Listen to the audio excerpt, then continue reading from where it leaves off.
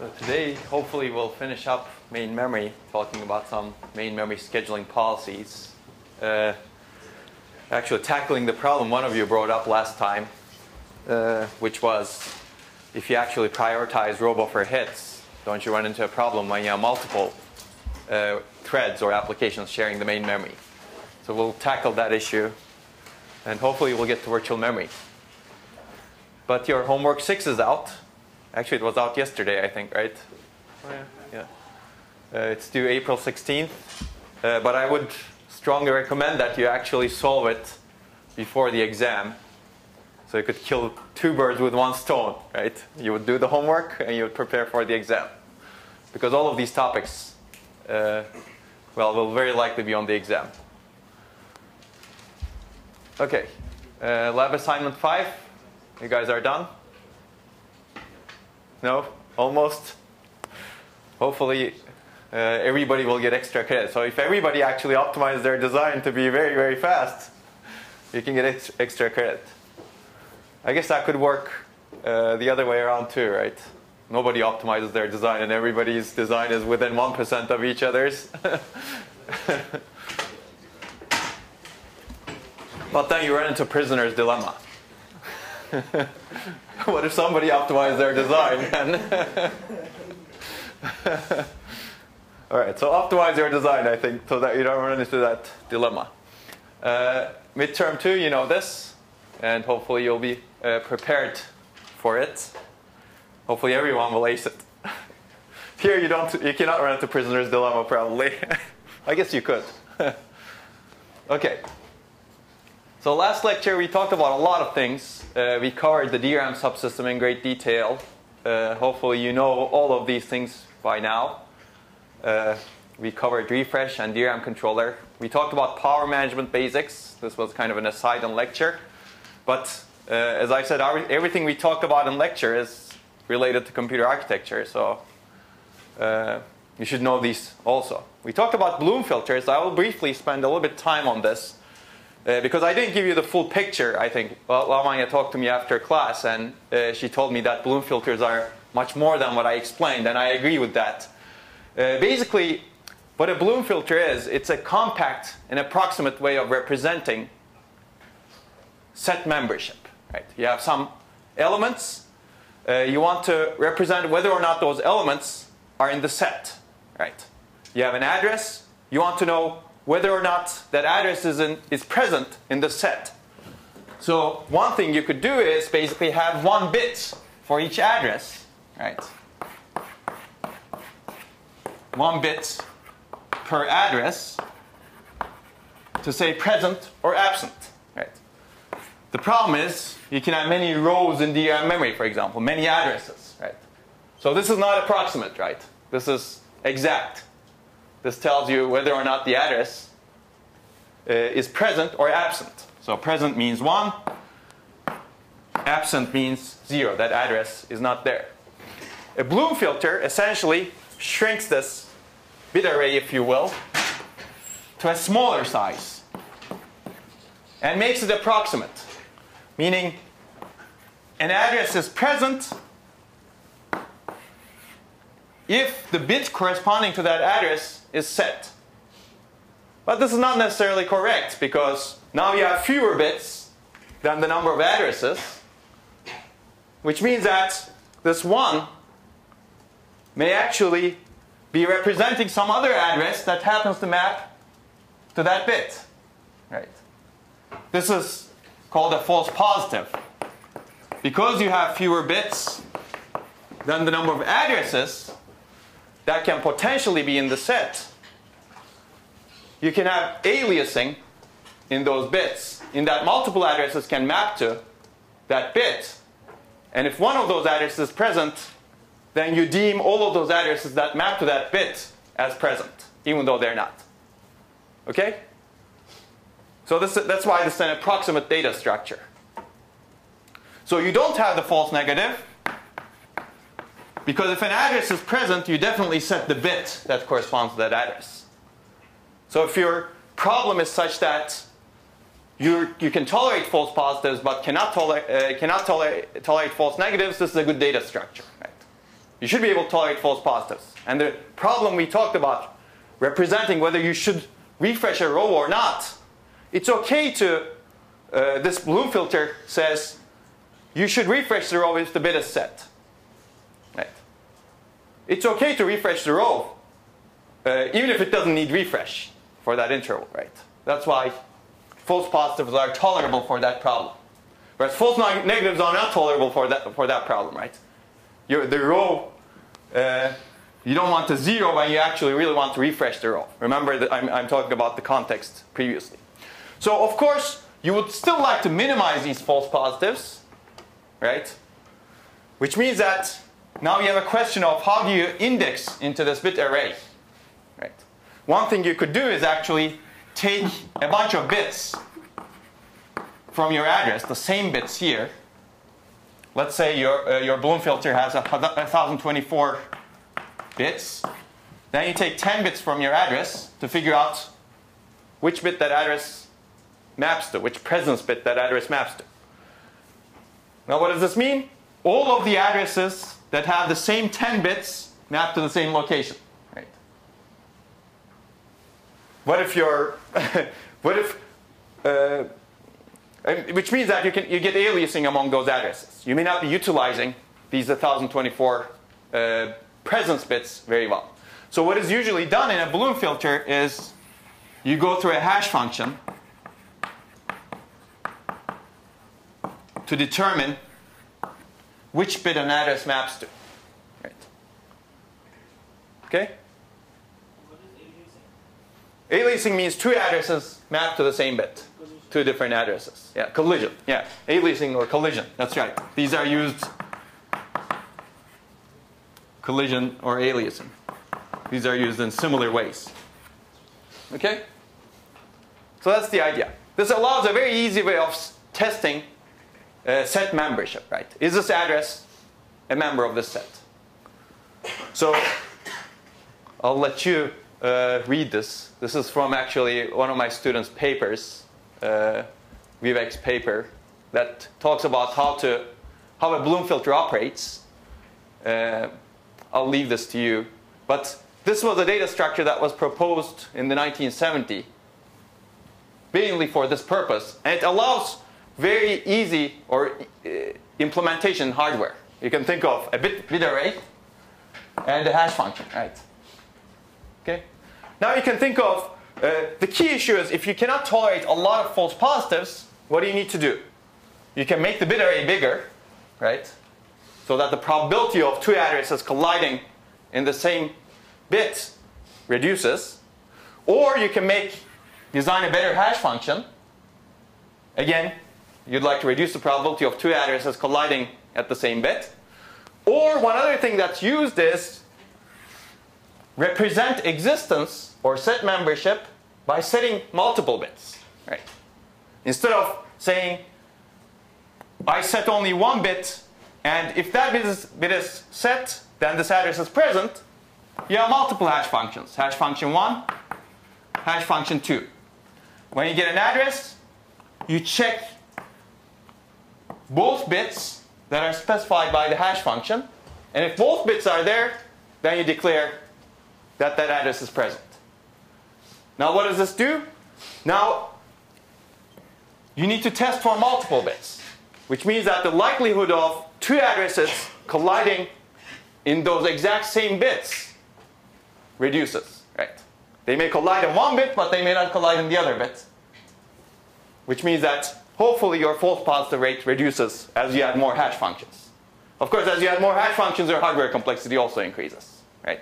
Yes? So what's the difference between this and hash table? So it's essentially like a hash table. Very efficient hash table. Right?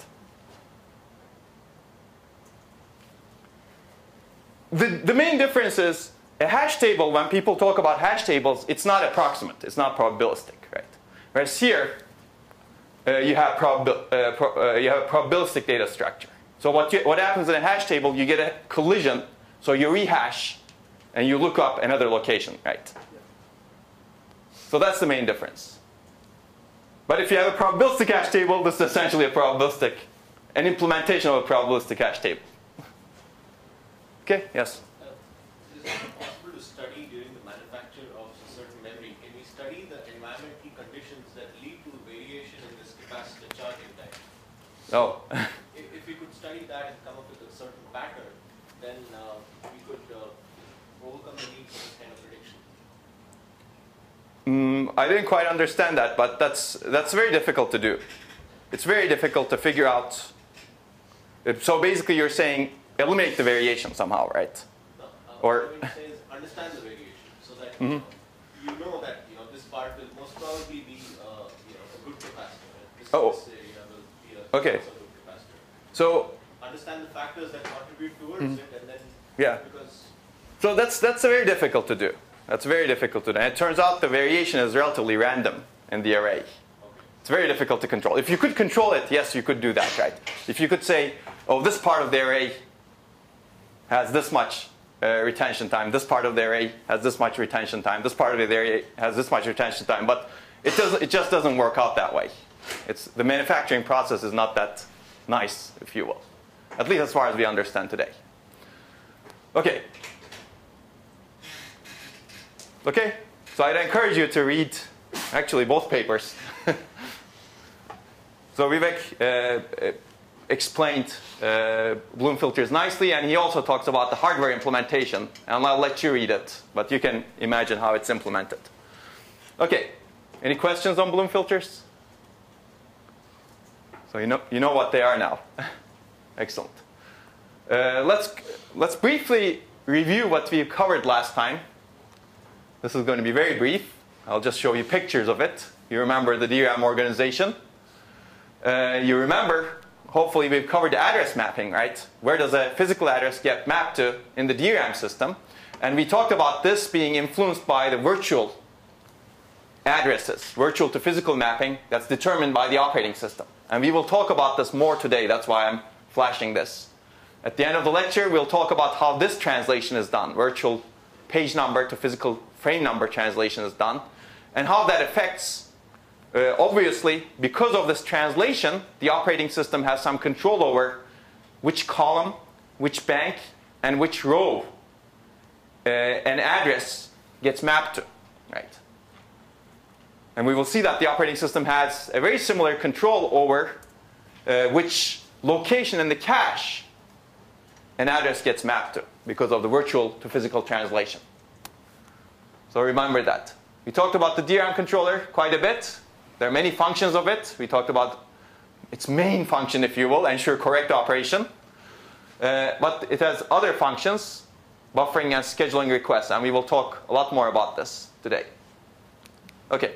This we covered. What are some of the scheduling policies that you can employ in the DRAM controller? First come, first serve, oldest request first. Simple, right? But you could do better than this, which is implemented in many controllers today, which is first ready, first come, first serve. The idea is to prioritize the row hit request first. You have a buffer. The memory controller has a request buffer. And the request buffer contains all the requests. Let's say we're controlling, we have a per bank request buffer. We covered that also. Per bank versus across all banks request buffer. So this request buffer contains requests to row A, B, A, C, D. Let's say this is the oldest one. The idea, and then bank 0 has row B open, let's say. Because the last request happened to be to row B, and it was serviced. The idea of row hit first scheduling is to prioritize the accesses that go to the open row first, because they take much shorter, right? And assuming, so these are priority levels, if you will. Among all of the first priority level is row hit first. If nothing is row hit, then you look at the second priority level. If there are multiple row hit requests, then you still look at the second priority level. Second priority level prioritize requests based on age. The goal is to maximize row buffer hit rate, maximize DRAM throughput, and minimize request latency, if you will. Well, we talked about that, but I'll not. Okay, we talked about the row buffer management policies also, open versus closed row, and adaptive policies. You should know about that. So for the rest of this lecture, I'll assume an open row policy, where the DRAM controller keeps the row that was last accessed open to be able to exploit row buffer locality. But there's a trade-off there too, as we've talked about. Okay, I'll skip this after flashing it. So remember this request scheduling policy. The goal was this, right? And as one of you brought up last time, is this a good policy for a multi-core system? No. That's right, exactly. If one processor always keeps accessing the same row, then another processor will never get a chance to access that bank, right? And that's the problem. And I think I had shown you this before. Is that correct? Do you guys remember this? Yes. Those of you who weren't sleeping remember it. So this was the problem. We have a streaming application and you have a random access application. And assuming your row contains consecutive addresses, a streaming application means you have a stride of 1. Right? Now you have all these terminology set, which means that you're accessing consecutive cache blocks or consecutive words in memory. And if you have a first ready, first come, first serve scheduling policy, I'll call it row hit first scheduling policy, what the memory controller does is it prioritizes accesses from the streaming application for a long time until the streaming application stops accessing this row, right? Then the other application gets a chance to access, assuming it's had older requests. But there could be another problem over there, right? If you do oldest first scheduling, you're implicitly prioritizing an application that has many requests, right? That keeps sending requests. Because it looks like there are more requests, and the requests look like they're older, because they come before a less intensive application's requests. So there's fairness in both aspects. There's fairness issues in both aspects. Row hit first as well as oldest first. So okay, let's look at this. So you could actually write this really easily, right? You can do this if you're interested. You can do this in existing systems. People, although Intel and AMD may have changed their controllers, so this doesn't happen very often anymore. But you could do this in 2007, 2006. You could write an application like this, which essentially copies one array to the other. I'll call this stream. And it's a streaming application because it has sequential memory access. Basically, every access is a cache miss. And you go through 2 arrays in sequential order. As a result, you get very high row buffer locality. So simulations show that you get 96% or 97% hit rate in the row. And it's very memory intensive. Every access is a cache miss. So this is the controlled experiment that we had done to actually exercise this. How do you make sure that every access is a cache miss? Well, if you know the cache size, line size, block size of your cache, you ensure that you have a data structure that's big enough, and you touch the first byte of the data structure, right? That's exactly actually how you ensure it, assuming your line size is in bytes, right? So you could also write the same application, except it does random access, right? Copy one array to the other. You determine the indices randomly. And it turns out this has 3% hit rate in the row buffer. As a result, it is random memory access and similarly memory intensive. So when you put these together, what happens? Well, I've kind of shown you, but I'll animate it also. Let's assume the blue application is streaming. The other application is random. Let's assume streaming application opened row 0 in the row buffer, and this is the request buffer. And hopefully you're familiar with this. So streaming application accesses row 0. In the meantime, requests arrive in the memory request buffer. And the scheduler from the memory request buffer prioritizes the streaming application because it keeps sitting in the row buffer, right? And this is what happens. I guess I could go on forever, huh? What if your memory request buffer fills out with requests from D1 at some point? That's right. So at that point, then you can start servicing. So that depends on the memory request buffer size. That's a very good point. That also depends on how many requests this application can send, right? Remember, we covered the core, how many requests it can generate.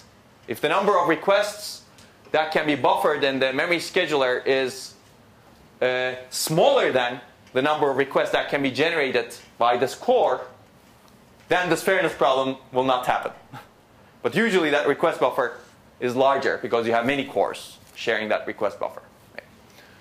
So as a result, you can make the calculation with a row size of 8 kilobytes and a cache block size of this big, 64 bytes. You can have 128 requests of the streaming application serviced before the random application. Okay? And if you had done these studies in 2006, you would get results like this on a 2-core system.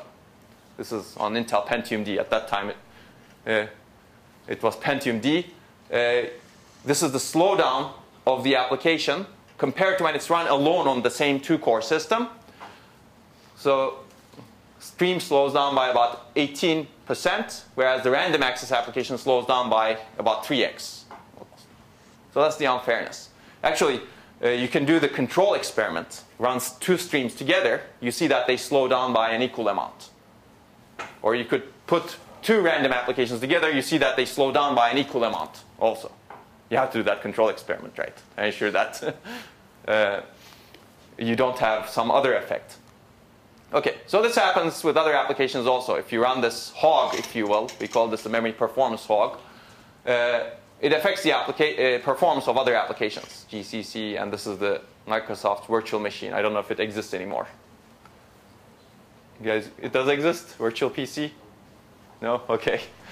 Okay, so this problem becomes bigger as you add more cores onto the system. So this is another example. This is a simulation example. When you run 4 different applications, libquantum is actually a quantum computing simulator, and this is a network simulator, and this is the H.264 video decoder. And I think this is a genome sequencing application. Let's assume that you're running them together on a cloud computing system. This application slows down by 5%. This application slows down by 8x compared to when it's run alone. So you get very unfair slowdown of different threads. And it turns out that this libquantum looks very similar to the stream that I just showed you. It keeps streaming through memory. It has very good row buffer rate. It has very high memory access intensity. So why is this bad? Let's say we don't care about fairness. So of course, we probably should, perhaps, right? Depending on, maybe this is an interactive application that you care about, right? This also leads to low system performance because it turns out these cores that are slowed down, they're not making that much progress, right? They're just waiting for their memory request to be serviced. So your system utilization goes down. Your cores do not make progress. You're vulnerable to denial of service. Someone can actually write this application easily. You can get priority inversion. So regardless of, so you can go in the operating system and change the priority of this application to high, right? Make all of these nice. And nothing will change, assuming these are the 4 applications that you're running in the system, because you have 4 cores. And operating system will schedule all of them onto these cores. Right? So basically, you're unable to enforce priorities, if you will, at the operating system level. And you get poor performance predictability. What happens is, now the performance of an application really depends on what else it is running with. So here, for example, Omnet slows down by about 4x instead of 8x. And this happens in many different systems. You can test these. So why does this happen? Well, because it happens because these different threads, if you will, threads of execution or cores, interfere with each other in DRAM in this case. Right? And we didn't handle that interference well. Right? The memory controllers, pins, and memory banks are shared. And when you have a shared resource, you have a scheduling decision between these different threads. Whereas what the controller did was, the controller didn't care about the threads, right? It only cared about the row buffer, what row was open here, and what was the age of the requests. As a result, it didn't really handle the interference between the threads well. Now, why is this a big problem? Because if you look at DRAM, we've already talked about this, but DRAM is off-chip, right? You have DRAM, and you have memory controller on chip. And you have cores here. You can easily put more cores on this chip. But you cannot easily add more controllers. Why? Because controllers require more pins, right, going into the DRAM. So this interference becomes a bigger problem as we go into the future because your bandwidth per core, memory bandwidth per core, is reducing. So let's take a look at this interference a little bit. Like why does this happen? It happens because of resource contention, right? You have these resources, banks, buses, row buffer, and you can get conflicts in those resources. That's why you need to schedule wisely. And I will show you also these different threads can also destroy each other's parallelism in memory banks. This will become more clear. If the thread is running alone, it could utilize all of the banks concurrently, right, if it has multiple requests outstanding. And all of those latencies will overlap. Right? So the thread essentially stalls, waits for only one of those requests, if you will, because you're overlapping the latency in the different banks. But if you don't handle this interference well, if you have multiple threads, even though that thread has multiple requests to different banks, other requests can get delayed in the banks, right? Which means that all of those requests can be serviced serially instead of in parallel. And we will see that this is a problem. Okay. So I think this is the same thing that I showed you. So the problem happens because the controllers are unaware of this inter-thread interference, and they simply aim to maximize DRAM throughput. So this is an important thing you should take away. The controller tries to maximize how much data is transferred per second, if you will, or per time unit from DRAM. But this is not the right thing to do in this case, right? You may want to reduce the amount of data throughput you get, but enable some cores to make more proportional progress, if you will. Because if you maximize the data throughput here, you may be prioritizing only one core that utilizes that data throughput really, really well, right? That was what happened with the stream. You can have only one stream here and a bunch of different randoms, and that stream will be the only thing that the system is executing at that point in time, if you will. Executing meaning making progress on, making forward progress on. Make sense? So that's the problem. The row hit first policy unfairly prioritized threads with high row buffer locality. So how do you fix this problem? I'll give you some solutions to this that we've been looking into. Basically, you need to design this memory controller to be aware of, I'll be very fuzzy here, quality of service, if you will. Which means that when it's resolving contention between these different cores, when it's scheduling requests, it needs to consider high system performance, high fairness to applications, instead of just throughput that is obtained from this data bus. Right? And I'll add to this, it needs to be configurable by the system software also. Why? Because of the reason I stated before, right? If you have a high priority application, and if the memory controller doesn't know that that application is high priority, how is it going to prioritize that? So before this was not a problem, right? In a single core system, you did not need to tell the memory controller, oh, I'm running a high priority application. That's the only application you're running. Whereas right now you have many cores. Maybe we should be able to tell the memory controller that this application, this core is a lot more important than the other one. Because I'm running, I don't know, what's your favorite application? I'm running my favorite game on it. While at the same time, the virus checker kicks in, right? You don't want your favorite game. You don't want to mess up your gaming experience because of a stupid virus checker, right? So these are some of the issues that you should think about going into the multi-core system. We'll cover multi-core more, but this is a perfect place to cover it. That's why I'm covering it right now. Okay, so basically these are the things that we want from the memory scheduler. How do we get that? Basically you need to be aware, the memory controller needs to be aware of these threads. And I say threads because it's really not the cores, right? A core can have multiple threads also. Remember fine-grained multi-threading? A core can have multiple threads. In fact, in many systems today, cores have multiple threads. And within a core, one thread can be more important than the other. Make sense? So how do we actually solve the problem? I'll give you some ideas that we've explored. The first idea is stall time fair memory scheduling. basically, if you go back here, there was a problem with the slowdowns, right? The slowdown of different threads are extremely different. So why don't we try to equalize these slowdowns? So that we can make all the threads make proportional progress compared to when they run alone. So that's the main idea in this stall time fair memory scheduler. Somehow, the controller tries to make the threads sharing main memory experience similar slowdowns compared to when they run alone. So this is the idea of fair scheduling. This could also be good for system performance because now you're allowing threads to make progress, right? Proportional progress, if you will. So the idea is to add some logic into the memory scheduler to estimate each thread's slowdown compared to when it's run alone, and schedule the requests in a way to balance those slowdowns.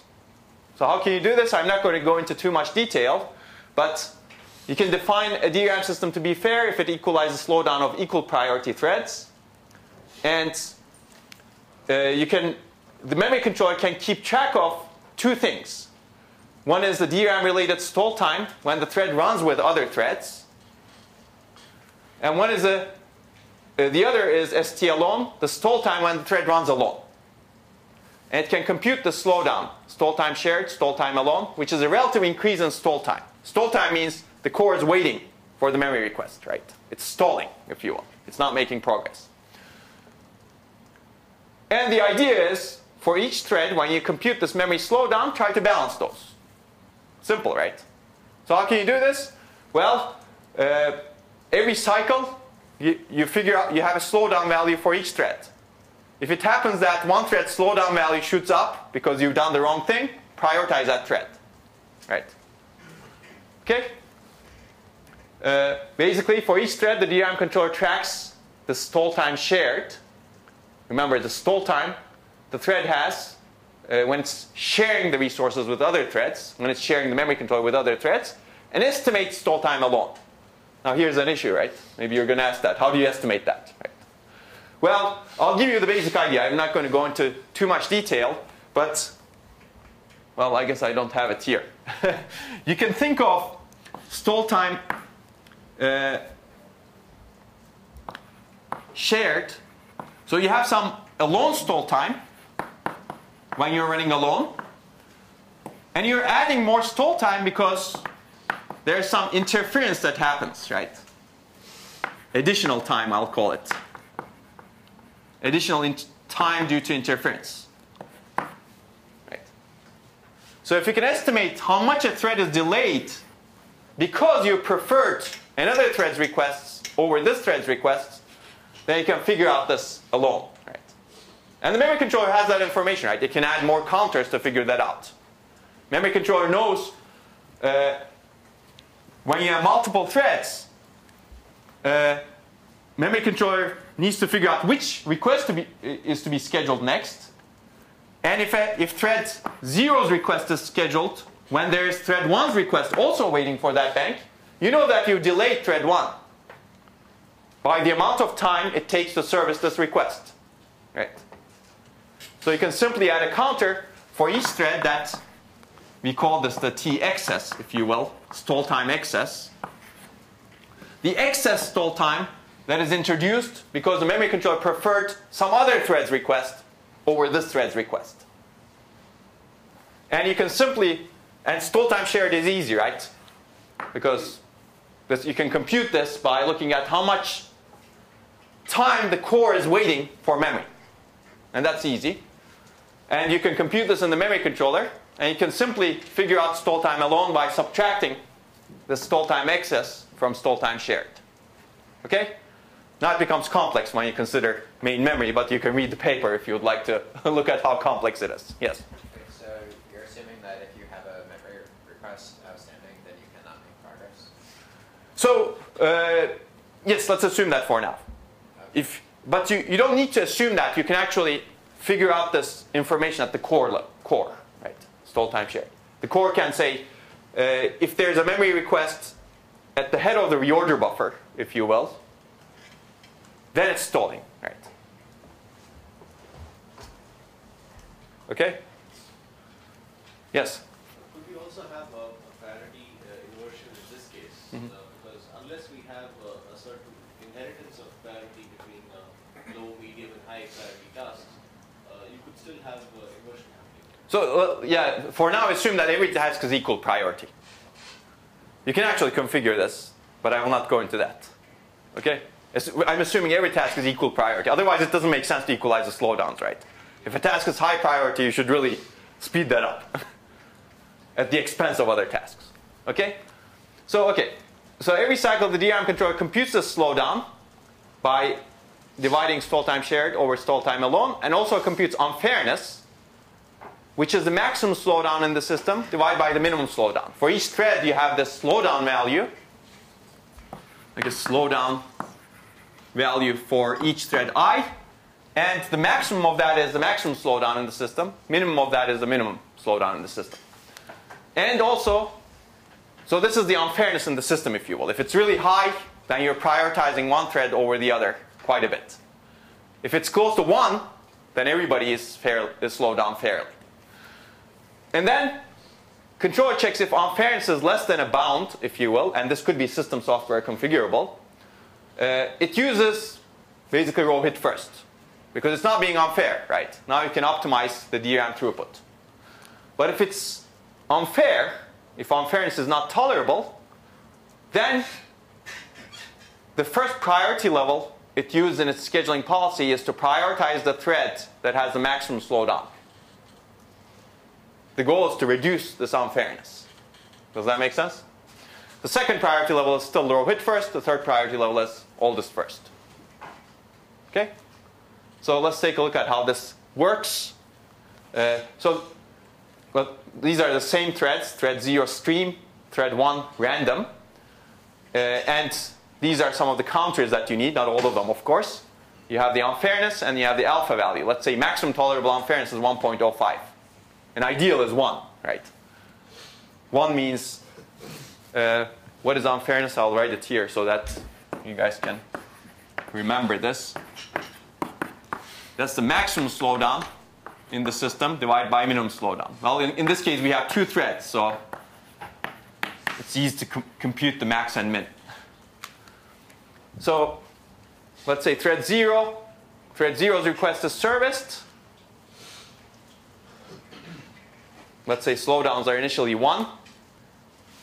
At this point, thread 0's request is preferred by the memory controller over thread 1's request because the memory controller is row hit first. Now what happens is thread 1's slowdown increases, right? Because thread 1 is delayed for a while, which means that unfairness increases.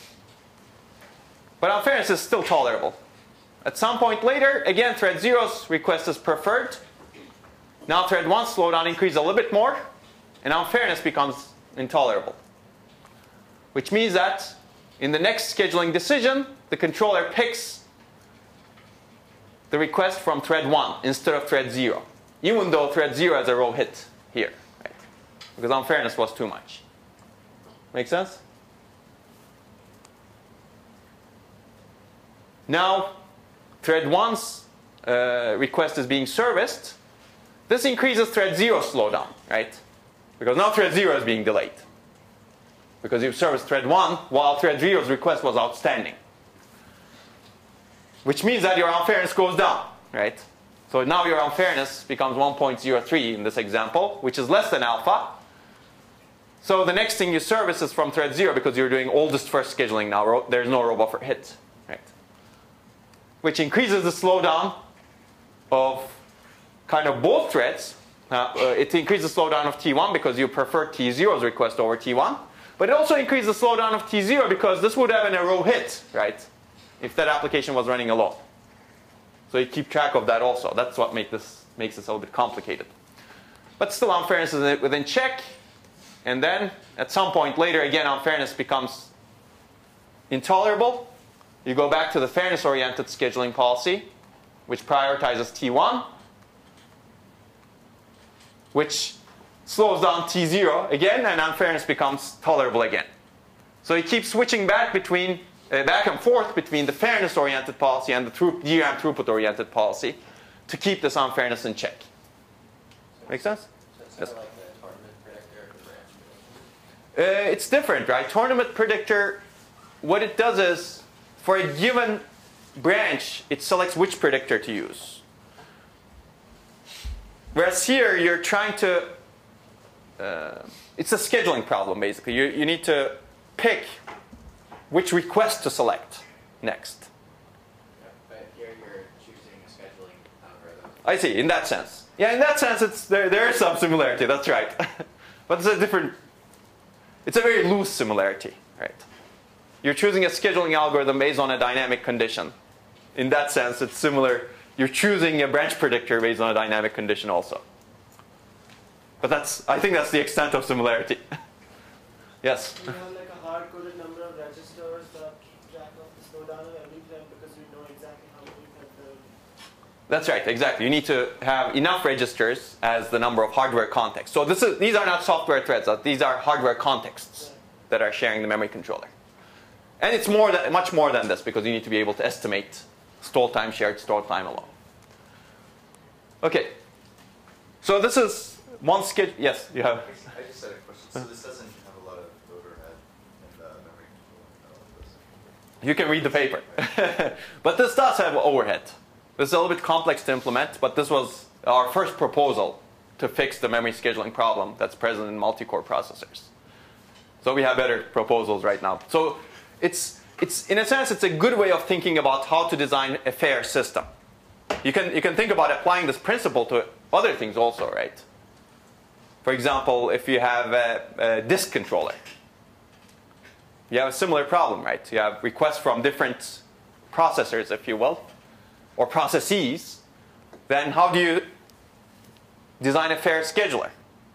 In fact, the problem is even worse in disks, perhaps, because random access latency is a lot worse than the streaming latency. And you may want to design something like this over there too, right? Estimate the slowdown somehow and try to balance them. Make sense? The problem exists also in caches, which we will see later on. If you have a shared cache between different cores, again, which process do you give more cache to or less cache to? Okay? So, okay. I'll tell you about another problem due to interference, which I promised earlier. You've seen by now that processors, cores are designed to tolerate latency of memory requests. Right? Out-of-order execution, in particular, makes use of non-blocking caches to generate multiple requests in parallel. And servicing these multiple requests leads to overlapping of latency. Right? We'll talk about run-ahead execution when we get to prefetching, but this is another way of overlapping latency. Like you generate multiple requests at the same time. This notion is memory-level parallelism. We talked about this when we talked about MSHRs, how to implement non-blocking caches. Now this works only if those requests actually go to different banks, right? If those requests that you generate go to the same bank, then you cannot service those requests in parallel. You cannot overlap part of the latency. Let's assume that they go to the same banks. And only if the DRAM controller actually services the multiple requests in parallel in DRAM banks. Right? Let's say the assumption is multiple requests go to different banks for now. In a single core system, this is true, right? Assuming that multiple requests generated by the same core go to different banks, the controller will service them in parallel. That's the purpose of banking, right? That's the purpose of interleaving. But when multiple threads share the DRAM controller, and if your controller is not aware that a thread is generating multiple requests to different banks, it can service each thread's request serially and not in parallel. So let's take an example. Let's say you have a single-threaded machine, a single core. You have two banks in the memory system. And this thread does some computation, and it gets two load misses next to each other, sends them to the memory controller, and these are the misses. One of them goes to bank 0, row 1, the other goes to bank 1, row 1. Let's assume the row numbers are inconsequential. The point is they go to different banks. And the controller starts servicing one in one bank, and in the meantime, the core stalls because it's such a long latency, and you have only so much reorder buffer and reservation stations. Assume that this is 500 cycles, and you have, I don't know, a 64 entry reorder buffer. Okay, and the controller services the other, in the next cycle, next DRAM cycle, it sends the other request to the other bank.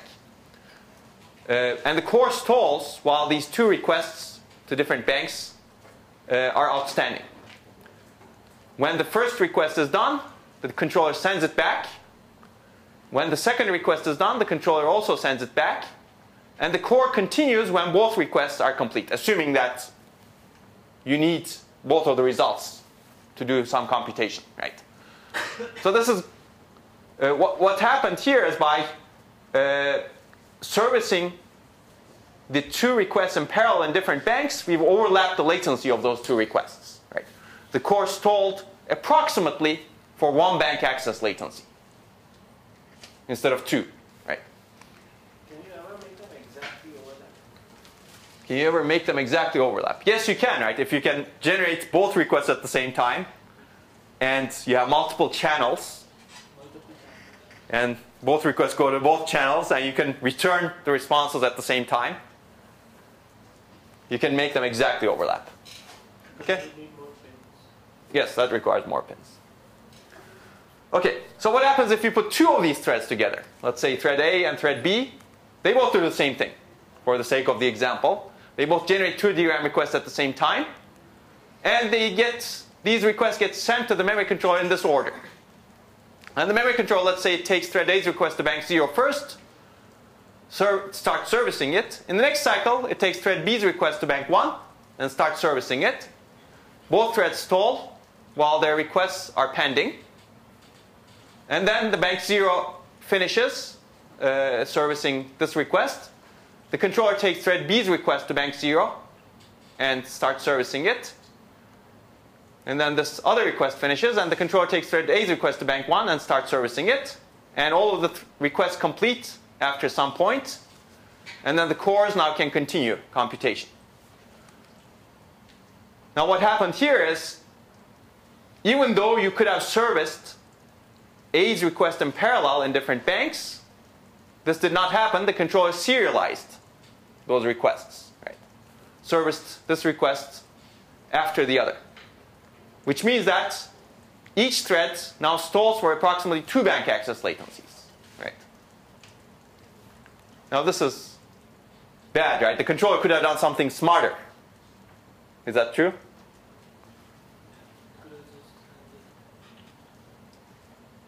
Yes, it could have handled. That's right, exactly. So the controller was not aware of threads. That's why it handled these requests in the order they were generated, right? Whereas it could have been smarter. It could have been parallelism aware, as we called it. Parallelism aware and thread aware. When it received these requests, let's say it picked one thread, thread A's request to bank 0. It could have realized that thread A has another request to bank 1, which could be serviced in parallel. And instead of picking thread B's request, it could have picked thread A's request to bank 1. And if it does that, this is what happens. Thread A's requests get serviced in parallel. After some point, one request completes. The controller picks thread B's request to that bank. And after some point, the other request gets complete. And the controller picks thread B's requests. But in the meantime, this core can now make progress, right? Because both of its requests got serviced. And it could start computation. This core still cannot make progress because its requests have been outstanding. But compared to this picture, it's okay. Because it still gets its request complete at a similar time. Whereas what you've gained is, this thread is significantly accelerated. So you saved quite a bit of cycles here. Right? Why? Because you preserved the parallelism of each thread's request in the banks. So average stall time, if you will, is approximately 1 bank access latency here, and approximately 2 bank access latency here.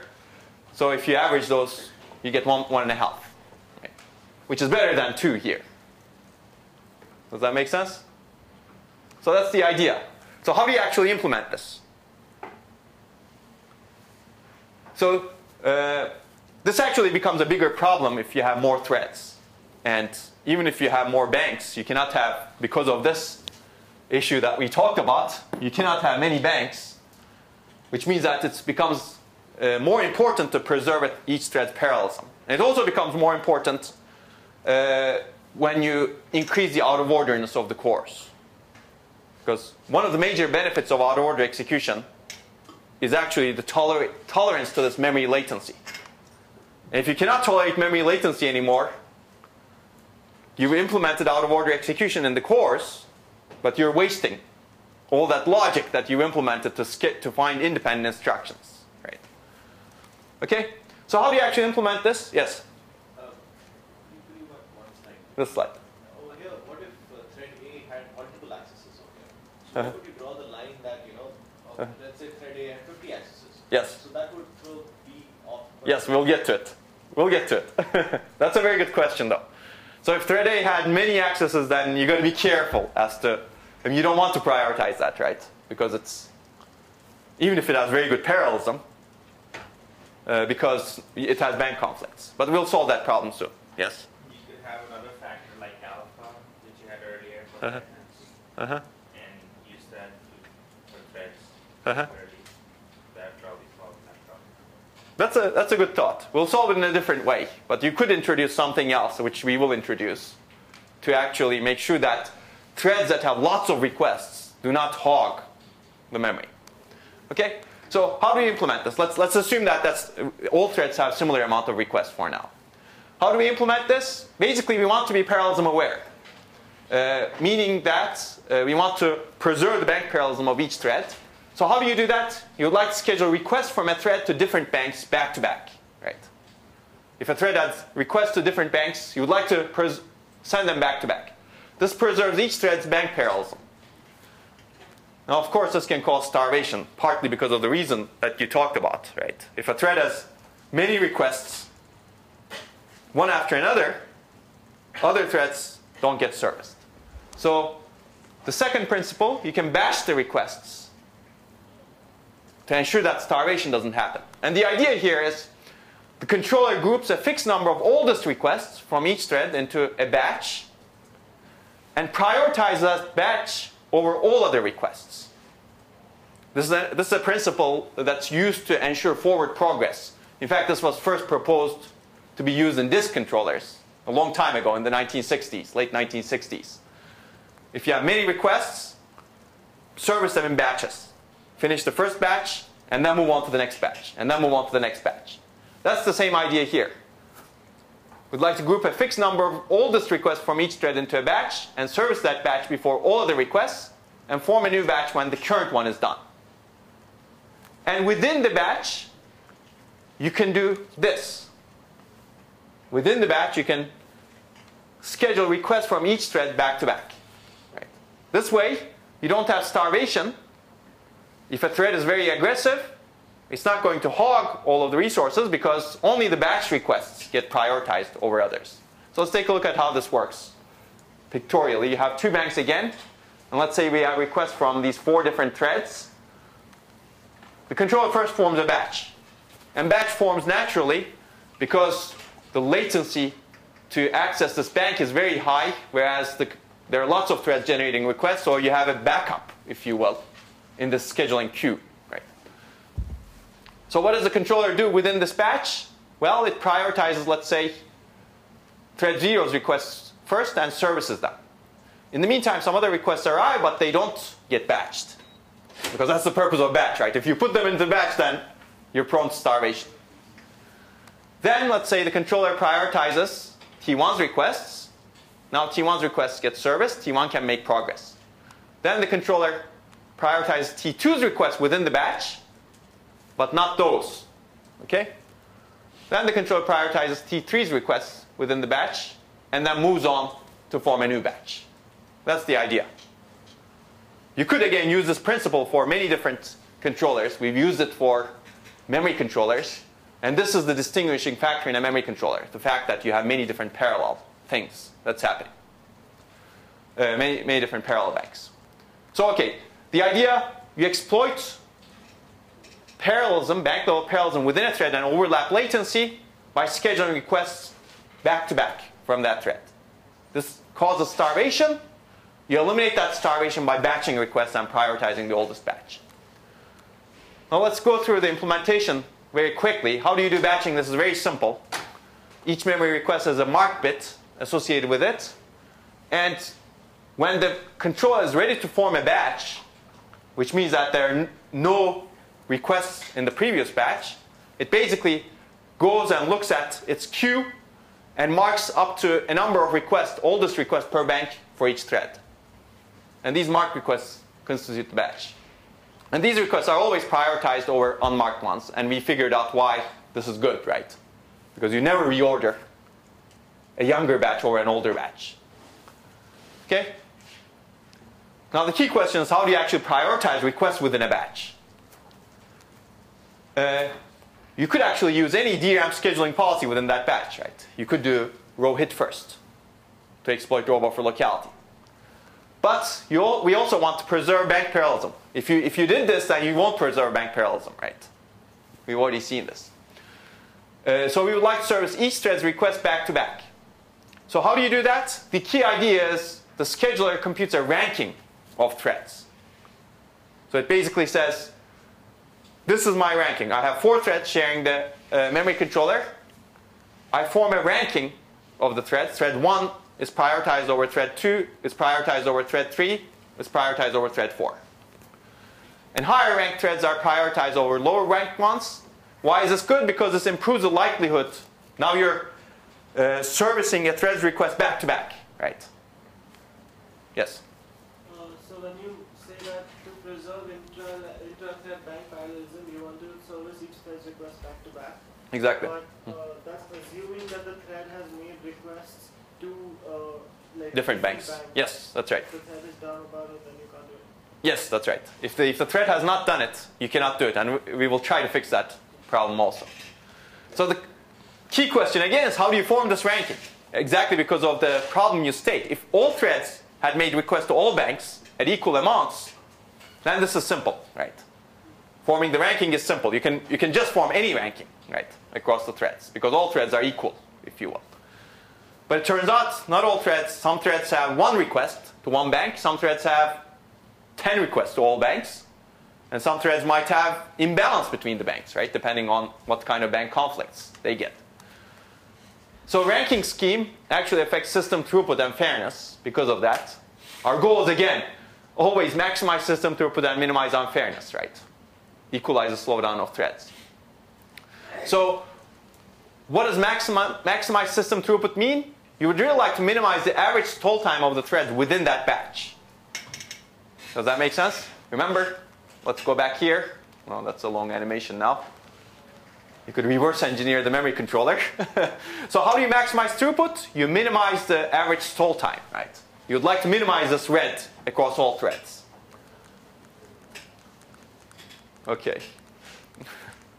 Oh, it's a faster animation. How do you minimize unfairness? Basically, you would like to service the threads that have inherently low stall time early in the batch. Now what does this mean? A thread that is making few requests, they inherently have low stall time, right? So you'd like to prioritize those threads. The insight is that if you delay a memory non-intensive thread that is making few requests, that results in high slowdown for that thread. Whereas if a thread is making 1,000 requests, if you delay it a little bit, it's not going to slow down that much anyway. Does that make sense? So that's the key insight. So it turns out that if you would like to maximize system throughput and minimize unfairness within the batch, if you do shortest stall time first or shortest job first ranking, you achieve kind of both. And we will see with an example. This is a very well-known principle, right? Shortest job first. That maximizes system throughput. So how do you do that? Basically, you have the controller estimate each thread's stall time within the batch and rank the threads with shorter stall time higher. Does that make sense? So if a thread has very few requests, a short stall time, rank it higher. Now the stall time also takes into account parallelism, as we will see. Yes?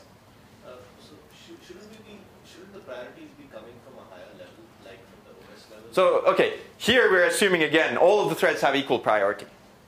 We can configure this controller later on. Secondly, shouldn't we be concerned with what kind of application this process is being designed for?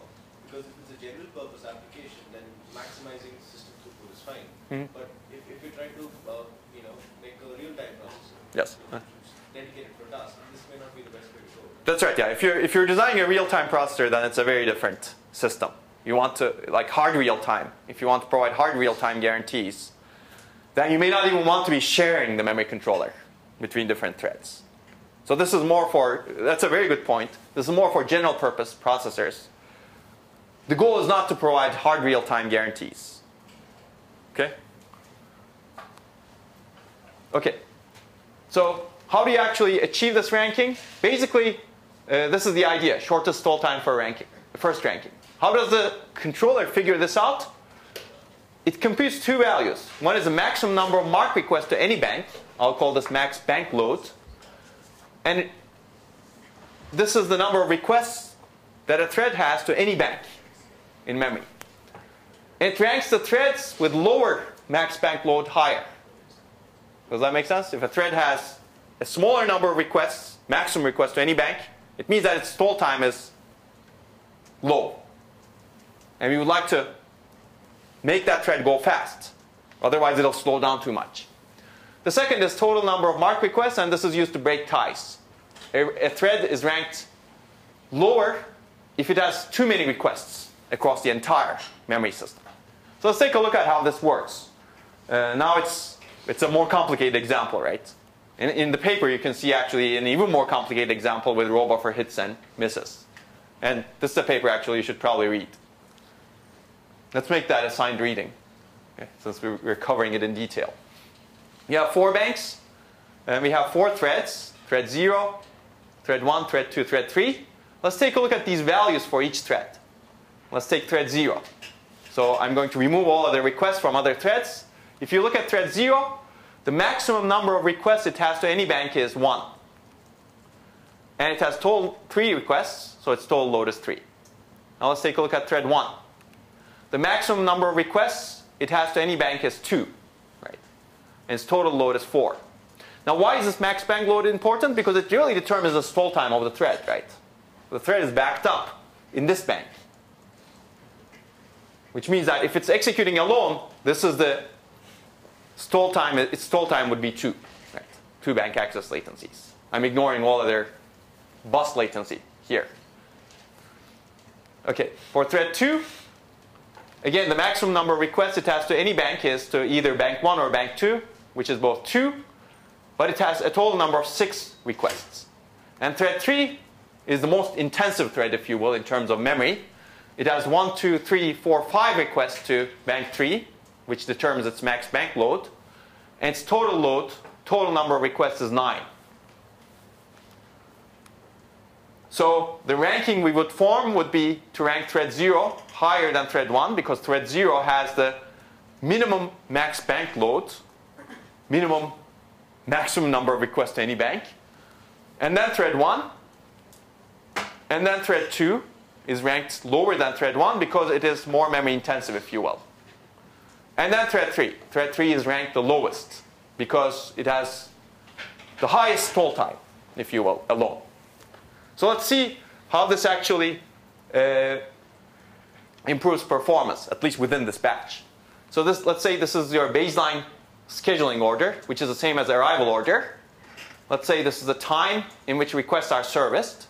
So at time unit 1, we're servicing these requests in parallel in these different banks. At time unit 2, we're servicing these requests in parallel. At time unit 3, we're servicing these requests in parallel. Let's compute the stall times of different threads. If you compute the stall time of thread 0, if you look at when is this thread's last request serviced, well, after time 4, right? When is T1's last request serviced? Again, after time 4. When is T2's last request serviced? After time 5. When is T3's last request serviced? After time 7. An average stall time is, well, if you compute the average, it's 5, assuming I didn't do a calculation error. Now, what happens with parallelism over batch scheduling? Remember, we computed the ranking. T0 ranked higher than T1, ranked higher than T2, ranked higher than T3. And all of these requests are already in the request buffer. Well, first, all of the banks service T0's requests, because the controller says T0 is the highest ranked thread. Prioritize that. Which means that you finish all of T0's requests after time unit 1. And all of its requests are serviced in parallel. Then, the priority order says prioritize T1's requests. Which means that, well, in time unit 1, there was no request from T0 to bank 0, but there was a request from T1 to bank 0, which means that bank 0 can service T1. Right? And T1's requests are finished after time unit 2. Then the prioritization order is thread 2, and thread 2's last request is finished after time unit 4, and T3's last request is finished after time unit 7. So in a sense, this is much more regular. What you've done is we preserved the parallelism of the threads, and we ranked them in shortest stall time first order, which led to an average of 3.5 bank access latencies within the batch. So you've improved average stall time by 30% by preserving parallelism and ranking threads in shortest job first order, if you will. Make sense? So that's the benefit of having a memory controller that's aware of threads, as well as aware of how intensive the thread is, as well as how much parallelism the thread has. Okay?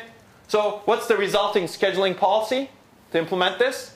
Basically, marked requests are prioritized over other first. This is the notion of batching to prevent starvation. And within a batch, the priority order is like this. Actually, the priority order could be switched here without losing any performance. We prioritize row hit requests, but you don't need to do that. You can actually prioritize the higher ranked thread first, and then row hit request next, and then the oldest requests next. So this, you still exploit row buffer locality, and you also exploit inter-thread bank parallelism, but there's always a tension between these two, and I'll let you think about that tension. So this is work conserving, which means that it's a priority order, right? If you have an unmarked request to a bank that doesn't have marked requests, you don't want to not service that request. Right? You don't want to waste bandwidth, memory bandwidth, if you will. And marking cap is important. You can think about this and read it in the paper also. Basically, if you put too few requests into the batch, then that's not good, because you can destroy row buffer locality, right? Because you prioritize threads based on that. If you put too many requests in a batch, now you can cause starvation, right? Let's say if your batch has 100 requests in it, and a request from a memory non-intensive thread arrives while you're servicing this batch, it'll have to wait all of those other requests first. So it's important to determine these things. Okay, you can read the paper for more. Okay, so to wrap up, I guess, this discussion, what is the benefit of all of this? These are results, simulation results from 4-core, 8-core, and 16-core systems with a bunch of workloads. You can read the paper for more. And this is unfairness in the system. And remember, unfairness, it's maximum slowdown in the system divided by minimum slowdown in the system of any thread. And there are 5 bars. This is row hit first scheduling policy. This is first come, first serve. It doesn't take into account row hit requests. Ignore this one. This is a fair queuing approach that's employed in network routers, if you will. The next one is stall time fair memory scheduler. And the next one is parallelism over batch scheduler that I described. Both of them. So if you look at first 30, first come, first serve, the row hit first scheduling policy, it becomes very unfair. And this is unfairness in terms of max divided by minimum memory slowdown averaged across many workloads. So its average unfairness is 5, if you will. So there's a 5x disparity between the slowdown of the thread that has been slowed down the most and that has been slowed down the least. And if you use these thread-aware mechanisms, if you do just oldest first scheduling, it's a little bit better. which means that row hit first is contributing to unfairness quite a bit. But oldest first is not good enough, right? And you know why? Because if a thread has many requests, its requests will be likely prioritized by the controller because they appear older to the controller, right? Oldest first is not a fair scheduling policy. Does that make sense? Okay. Whereas if you use these thread-aware memory schedulers, you get unfairness to a relatively low value, especially in 4-core systems and 8-core systems. Of course, unfairness becomes increasing as you increase the number of threads because you have a memory bandwidth problem. And the best unfairness you can get is 1, right? Everything can be slowed down equally. So this also improves system performance if you use these thread-aware mechanisms. This is the system performance normalized to row hit first scheduling policy. In fact, row hit first scheduling policy starts reducing performance compared to oldest first because of the unfairness issues it causes. Again, row hit first scheduling policy is great. It improves performance if you have single core. Maybe I should have shown single core here also. If you look at single core, row hit first, well, I guess in this case it improves performance. Okay, maybe I didn't explain well. But here, a row hit first scheduling policy has reduced performance compared to oldest first. But if you look at single core, it's consistently better than oldest first. But because it delays some cores a lot more, in a multi-core system, you can lose performance. So if you look at the 4-core system, the thread-aware memory schedulers improve performance by about 30% in this case, and by similar amounts in other systems. Okay? Any questions? Okay. But in the 8-core, what is the first, FS do better than FCF? That's because of what I just described. Basically, it may be that you have an application that has high row buffer locality, and that gets prioritized, and all of the cores wait for it. It just turns out that it happened that way in the 8th core because of the workload selection. Because these workloads that you run are different, right? Okay. So let's cover some other ways of fixing this interference problem. We've looked at when you have multiple threads sharing the memory controller, how do you schedule requests in a thread-aware manner to minimize interference, maximize fairness, maximize performance? But there are other ways of doing this, which I'm not going into too much detail about, but you should know the basic principles. This is actually allowing us work. And the idea is one other way of reducing interference between threads in the system is to exploit the existence of multiple channels. Yeah, memory channel 0, memory channel 1. Yeah, many different cores. And if you could identify which cores interact nicely with each other, which applications running on the cores interact nicely with each other, and which don't, you can map those badly interfering applications to separate channels. Right? Does that make sense? That way, they don't interfere with each other at all because they're at separate channels. That's the key idea here. So let's say you have 2 channels and 2 cores, which is not going to happen in the future, but this is just to motivate the problem. If you map the data of both of the cores to all of the channels, this is what you could get, right? What happens is this core 1 gets delayed for 4 time units. Its stall time is 4 here, whereas core 0's stall time is 5. But if you map the data of these different applications to different channels, this is what you would get. Core 1 now can make fast progress. Its stall time reduces to 1. And core 0 can also make fast progress because it doesn't get interfered by core 1. Its stall time reduces to 4. Make sense? Basically, the key principles are, this was a low intensity application. It didn't access memory that much. And this was a high intensity application. If you separate the data of those, then you can enable this low intensity application to make fast progress. A similar situation exists with low and high row buffer locality applications. If you have a high application that has high row buffer locality, again, because of the row hit first scheduling policy employed in the memory controller, that application starves the other application that has lower buffer locality. So why don't we put them on different channels? Right. That's the idea. And it turns out this is effective in reducing interference of threads as well. And you could employ this together with some of the memory scheduling policies. Okay? That's right, exactly. Okay, so there's another way. So I'm giving you ways of handling interference. One is request scheduling. One is data mapping, if you will. You map the data such that interference doesn't happen, or in this case, channel partitioning. We partition the data to different channels such that interference is reduced. And the third principle is essentially what I call source throttling, or third mechanism to eliminate interference or reduce interference. And the idea here is figure out if a thread is causing a lot of slowdown to some other thread and throttle back that thread. It's a simple idea, right? If a thread, let's say the streaming application in the previous example, if we figured out that it was causing too much slowdown to some other thread, we could tell its core that is executing stream application, stop sending requests from this thread for a while.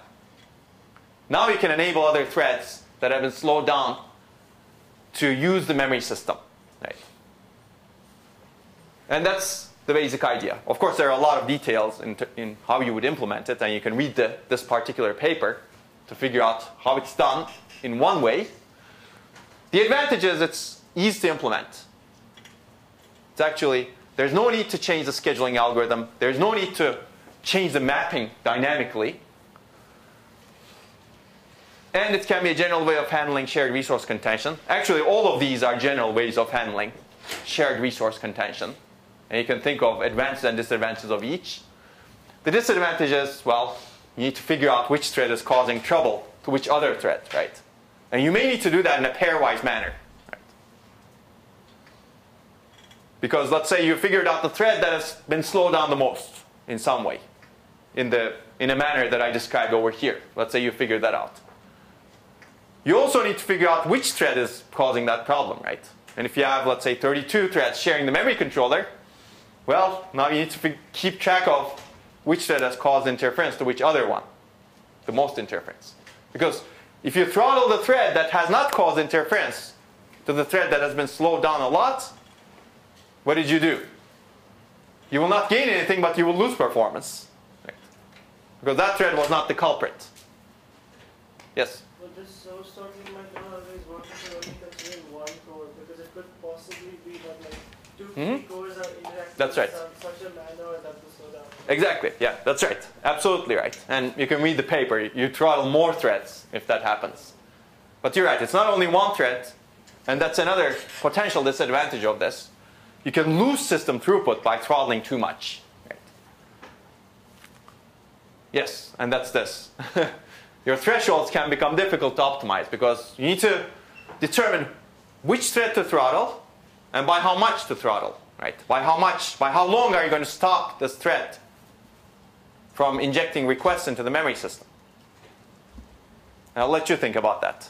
And it turns out this is a real problem. It's difficult to implement.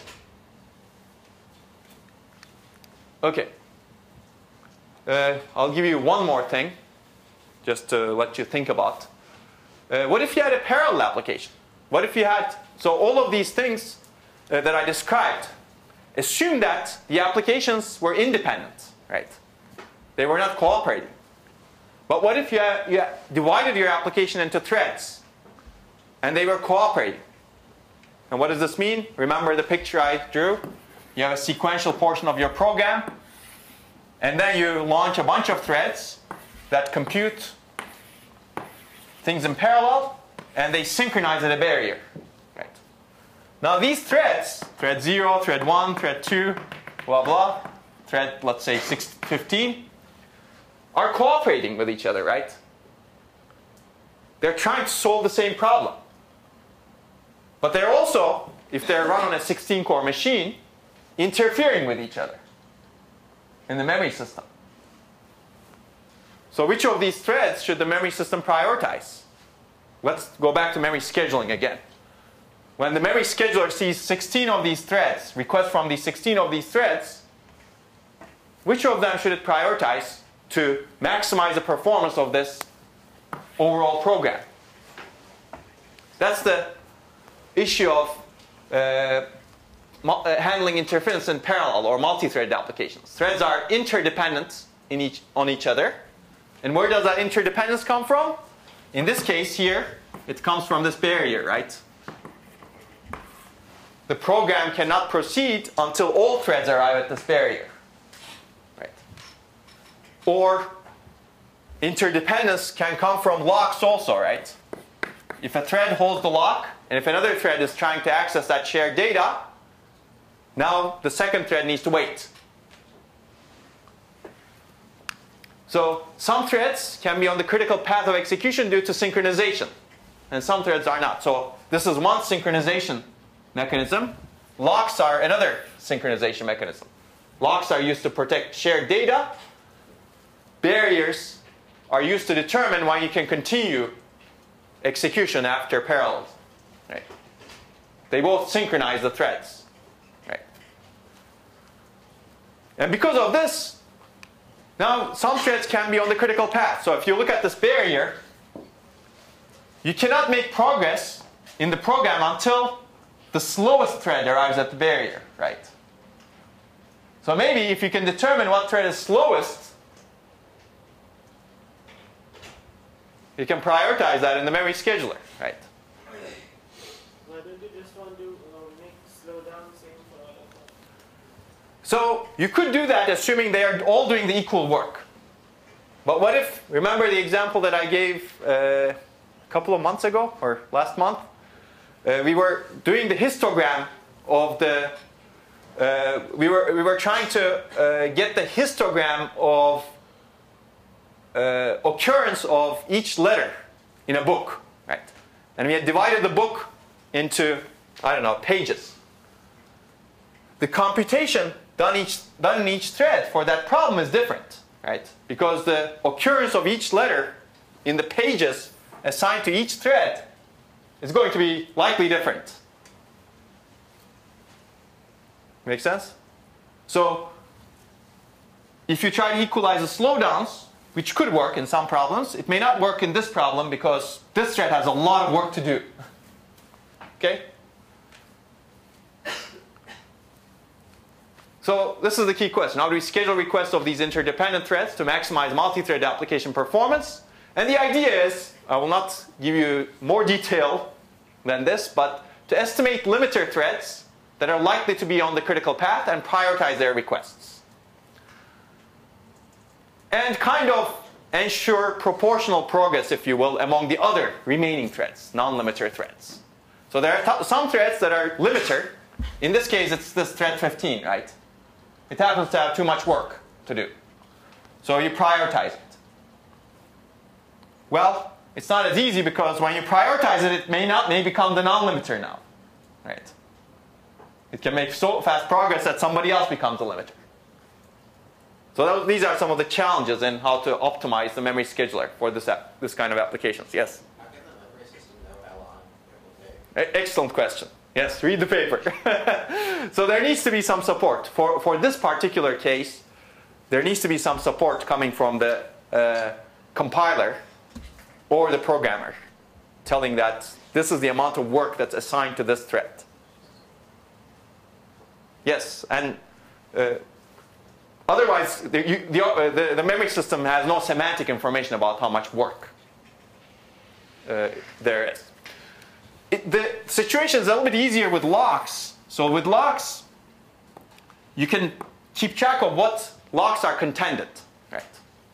So if a thread is holding a lock that is contended, that other threads are waiting for, you know that you reduce the parallelism in the program. So you can prioritize the thread that's holding the lock. Right? If the lock is not contending, if nobody's waiting for it, you may not want to prioritize that thread. Right? because there's no serialization problem there. Okay, so that's the idea. Hardware and software cooperatively estimate the limiter threads, the thread that's executing the most contended critical section, or lock, or holding the most contended lock, or the thread that's falling behind the most in a parallel for loop. This is a parallel loop, right? Or some barriers, a synchronized program. Okay? Okay. So let's wrap this up, I guess. So this interference actually happens not only in the memory controller, and we will probably take a look at shared caches if we have time. It happens everywhere in the memory system when you have a multi-core system, right? In any shared resource. It could happen in this shared cache. It could happen in the interconnect. It happens here in the shared bus. It happens in all of the shared resources. So the problem today is threads share the memory system, but memory system doesn't distinguish between these threads because of all of these that we've seen before. So we need to design the system such that you have the memory system that's aware of the threads. So that's how you solve the problem. So you need to essentially design interference-aware memory system that's aware in each of these resources of the different threads. And that employs appropriate policies to minimize that interference. Okay? Otherwise, you're prone to starvation, basically. You can have a multi-core system that you cannot use very well. Okay. Any questions on this? Otherwise, shall we start with virtual memory? Okay, you guys are waiting for virtual memory. Well, you should know all of this, or most of it. Okay, we probably won't finish all of it. I guess we're jumping from one exciting topic to another exciting topic. This is a very relatively new problem. This didn't exist before, right? Before we had a single core on chip. It did exist if you had multiple chips, right? This is chip 1, this is chip 2, and you could share some memory. I guess I like writing on top of what I write before, but you could share a memory controller across these different chips. But this was a much less scalable system in the past, meaning how many of you had laptops that contained multiple processors like this? Probably not many of you, or 0 of you. So how many of you currently could have this kind of systems? Probably still, oh, you have it? You have multiple chips? Yeah, no, not multiple chips. You still don't have this. You still have a single chip, but a single chip has many cores, right? Exactly. So the problem is a lot more important because all systems are multi-core today. And there's a lot more resource sharing that's happening today. Okay, so now we can jump to a much older topic that's been around for a much longer time. And that's the idea of virtual memory. I don't know how I will cover this, but this will give you an idea. At least when you go back to lecture notes. So these are your readings. I think lecture notes are probably good readings, but you can look at section 5.4 in Patterson and Hennessy. So what do we want? Remember the ideal memory. We should always start for the ideal. And we tried to get some of that. 0 access time, we wanted that, right? That's why we built memory hierarchies and 0 cost. And infinite bandwidth. One thing we also want is infinite capacity. Right? Unfortunately, that's hard to get. But that's one of the reasons why we built the memory hierarchy. Right? You have this memory hierarchy, which has a lot of capacity at the bottom here in the disk. But in physical memory, it doesn't have that much capacity. Right? Your physical memory is of limited size because of cost issues, right? You can increase the size, but then you run into cost problems. And another thing we wanted is there's 0 cost. So all of these are at odds with each other, just to remind you. But we would like to get the illusion of infinite capacity at least. What if you need more of the physical memory that doesn't exist when you're programming? What do? Should the programmer be concerned about how much physical memory there is in the system? Right? Should they, when they're programming, should they try to fit the data blocks into that physical memory? Let's say you have physical memory that's of 1 gigabytes, but the data that you're using is greater than 1 gigabytes. Should the programmer manage that? Well, in the old days, the answer was yes. The programmer should do that. And what the programmer did was what is called overlay programming, which, did any of you have to do that? If you had to do that, it's a very cumbersome thing to do. Basically, you need to lay out your data in physical memory. And if you need more data than your physical memory, you need to figure out what to replace and figure out what code blocks should go where exactly in physical memory, what data blocks. And you should do this for the code too, actually. That makes it even more complicated. What if your program doesn't fit in physical memory? Right? The programmer needs to manage that. Think about that. Yes? To an extent, this is still done in database systems. Like if you want to sort records, you typically do it in such a way that you're just using the buffers that are available. Yes. So this is still done in some systems. For example, especially, well, maybe some is not the right word. Maybe most embedded systems don't have virtual memory today. And they expect the programmer or the system software designer needs to do something like this. But it's a very cumbersome thing to do. Well, should the programmer manage data movement from disk to physical memory? And the answer that we will give is hopefully no. Right? We've talked about programmer versus microarchitect in all of this course. And if there is one example that has been extremely successful so far in general purpose processing in making programmers' life easier, it is virtual memory. In fact, this could be a very good job interview question. If you get the question, what is the biggest benefit of virtual memory? The answer should immediately be programmer's life easy. Okay? Well, there is another thing, actually, that leads to a problem, which is ISA can have an address space that's much greater than your physical memory size. Right? And it should, actually. Otherwise, you would be tying your ISA to a particular implementation. Right? For example, you can have a 64-bit address space with byte addressability. So how do you manage the mapping of this address space to the physical address space? What if you do not have enough physical memory? But this is the more important problem, if you will. So the idea of virtual memory is to give the programmer the illusion of a large address space. Let's assume large address space is infinite, so that he or she doesn't worry about running out of memory. Programmer can assume they have an infinite amount of memory, physical memory, but really it's the amount specified by the address space of a program. So you could still run out of that address space. So you may have gotten virtual memory exhausted errors when you write big programs. And hardware and software cooperatively provide the illusion that the programmer has infinite amount of memory, even though physical memory is not infinite. And this illusion is maintained for each independent process. That's the idea. So how do you actually do this? The basic mechanism is simple. It's in direction, basically. And what does that mean? The address generated by each instruction is not a real address. It's not a physical address.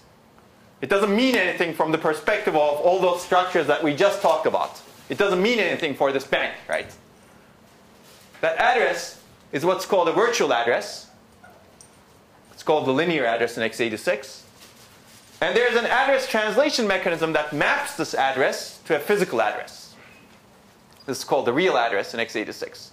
And this address translation mechanism is implemented in hardware and software together. And that's a very important part of virtual memory. It's a hardware-software cooperative mechanism. You could do it purely in software, which means that it'll be extremely slow. You could do it purely in hardware, which means that your operating system cannot manage some things, and things may become very difficult. But it's done together. So how does this work? Essentially, you have virtual addresses generated by the program, and you have a virtual address space based on that, right? That's specified by your ISA. So if you look at your main memory, as your program sees it, you have a virtual address space. And this virtual address space is divided into what is called pages. Let's call this virtual page 0, virtual page 1, virtual page 2. And your physical memory is much smaller. I guess let's say 2 here. I didn't do a good job of scaling this, but it's divided into physical frames.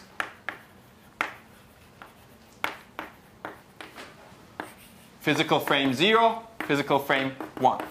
And the size of the physical frame is the same size as the virtual page. And there's a mapping between the virtual page number to physical frame number. And that mapping is maintained by the virtual memory management or memory management unit. A virtual page is mapped to a physical frame, but obviously you don't have enough physical frames to map all virtual pages to. If a virtual page is not in physical memory, then that mapping says, too bad, it's not in physical memory, right? So you need to manage this somehow. Which means that if you're trying to access a virtual page, well, 3 is in physical memory, virtual page 4, let's say.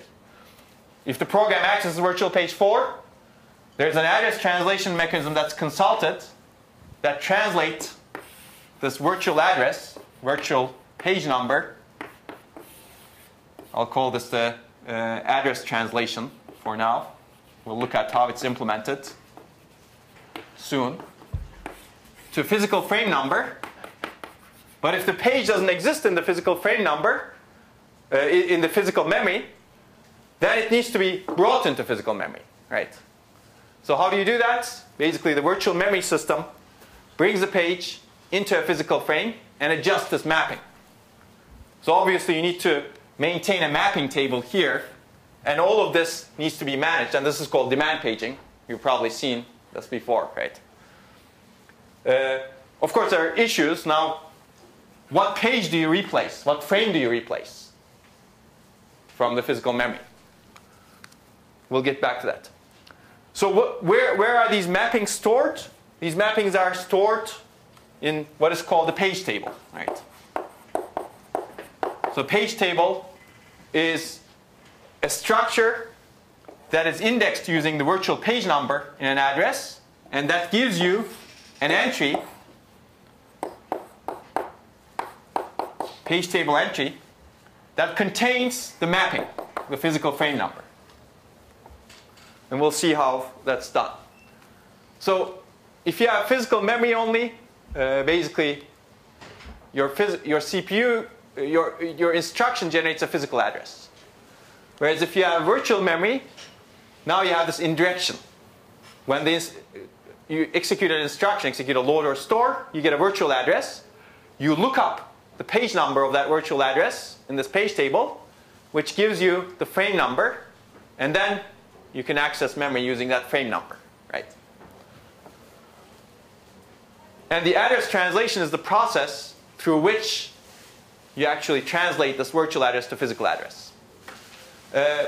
Let's cover the case where the object is not in memory. So if this page is not in physical memory, you get a page fault. Right? So once you get the page fault, the page table entry indicates virtual page is not in memory. So how do you figure that out? Basically, for each page table entry, we should look at what is in a page table entry. Actually, let me draw the page table here. So you get a virtual address, some number of bits in the address tell you the virtual page number, right? And using that, you index this page table. And the page table entry contains a bit saying whether the entry is valid or not.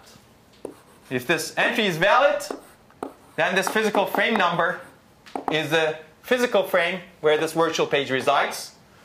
And essentially, the physical address is physical frame number plus this thing that you had in your virtual address, which is the page offset. Right? This tells you which byte in page. And those bits are used, those bits do not change during translation process. Right? Because your virtual page is the same size as your physical frame. Okay, so what if this bit is 0? Meaning that your virtual page that you're looking up in the translation mechanism doesn't exist in physical memory. Then this physical frame number is meaningless, right? Well, but you have something else potentially stored here that tells you where in disk this virtual page can be found, right? Or a pointer to a location that tells you where in disk this could be found. Okay? So, which means that if translation gets a page fault, then there's an exception, and that exception needs to be handled. You stop the process, and we know about precise exceptions, right? With precise exceptions, the hardware saves the state of that process and jumps to an exception handler that would move the data from the disk to memory.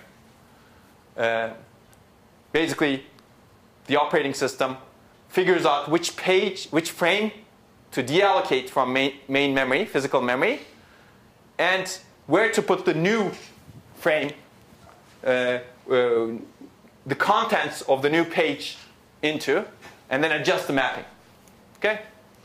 You know all of this probably, right? Yes? Hopefully. It's all refreshing your memory. So how do you actually service a page fault? This is just to show you the overall system diagram. When the processor gets a page fault, it goes through this page fault handler, and it signals the controller saying that read this page starting at address X and store starting at disk address X and store it into memory address Y, this physical frame in main memory. And this is done by having multiple controllers involved, if you will. You need to go through the I/O controller to access the disk, and disk usually uses the direct memory access mechanism through which it sets up a transfer from the disk into memory of all of that page. And after some point, this I/O controller signals completion, saying that, oh, I've done the transfer of the page from the disk to main memory. Processor, now you can continue with the process. Right? So it interrupts the processor, and the operating system resumes the process that was suspended. So the whole system gets involved in page fault handling. Okay. A page table, yes? Where is the page table stored? Yeah, we'll get to it. We'll get to all of that. It has to be stored somewhere, right? But let's look at what it is for. A page table is also per process. Each process is its own virtual address space. So that a programmer can get the full address space for each program, right? And this also simplifies memory allocation, sharing, linking, and loading. And I'll let you think about some of these, but I'll show you the sharing here. Let's say if there are two processes, and they share a page in an OS or library, for example. What you could simply do is map the virtual page 2 of this process to that shared physical page, and virtual page 1 of this process to that shared physical page. Right? That's how you can share pages between different processes. That's how you can share OS code across different things. You can have actually processes can have maps of the system space also through this mechanism. That's how you share the library code. So address translation, page size is specified by the ISA. It used to be much smaller in the early days. In VAX it was 512 bytes. Today there are multiple page sizes. I think in x86 it's 4 kilobytes, the smallest page size. In alpha it's 8 kilobytes, and x86 has 2 gigabyte pages as well. I always forget if it's 1 gigabyte or 2 gigabytes. 2? Okay. I got it wrong. I got it right. You also have 4 megabytes. Oh, they also have 4 megabytes? Yeah. Oh, 4 megabytes. Okay. Yeah, there's another granularity here. So page table contains an entry for each virtual page. This is called the page table entry, as I showed you there. So what's in a PTE? I kind of showed you, so I'll do that again. But let's end with this, and then we'll pick up here. So basically, a page table entry is an entry for the virtual page number, and its purpose is to do translation. Well, actually, it serves multiple purposes. First, it has a valid bit. Is the page present in physical memory? If not, then these things can store the address of the page in disk. If yes, let's assume that it's yes, then this page physical frame number tells the physical frame in main memory where the page is stored. You also have other bits. One is a dirty bit. Well, what's the purpose of that? Purpose is the same as the dirty bit or modified bit in a write-back cache. Right? Because what's happening here is really you have your disk and you have your main memory or DRAM, and your DRAM is really a cache for your disk. And your page table, if you will, is a tag store. Right? It's a sophisticated mechanism that's your tag store for your entire DRAM. And the dirty bit says the page that's currently in DRAM, somebody wrote to it. So it's not the same as the page that's stored in disk. So if you're going to replace this page in DRAM, you'd better write back the contents, otherwise you're going to lose them. Right? So that's the purpose of the dirty bit. So this is no different from the cache we've seen, except it's managed in a slightly different way. It's managed by the operating system. Right? We have other things. Well, I'll get to the protection bits, but we have a reference bit. This doesn't have to be there. But this bit tells whether the page has been referenced in the recent past. Now, why might you want to have something like this? Exactly. You may want to use that bit when you're running out of, when you get a page fault, right? When you get a page fault, you might want to, now you have a choice in your hand. Because it's a cache, you're going to evict a page that's in DRAM. Now what page do you evict? Well, you may want to pick a random one, right? We've seen all those policies for cache management. You could use any of those here also by adapting it to the requirements of the disk. But random. If you didn't have this reference bit, you could pick randomly. Now most OSs or hardware uses this reference bit. What is done is when a page is accessed, this reference bit is set. And periodically, the OS goes through the page table and clears these reference bits. So this reference bit tells you some of these pages, the page has been accessed after the last time the OS cleared these reference bits. Right? So it tells you this page was recently used. Of course, you could imagine more sophisticated mechanisms, right? You could actually keep track of which and allow you order across all the pages in your main memory. Now this may be a bad idea, right? Because you have so many pages in your memory. So you run into the same issues that you run into caches, because this is essentially a cache. Right? And this is your tag store. Well, we'll have some other bits, and I'll tell you about those other bits, because I think we've already run out of time.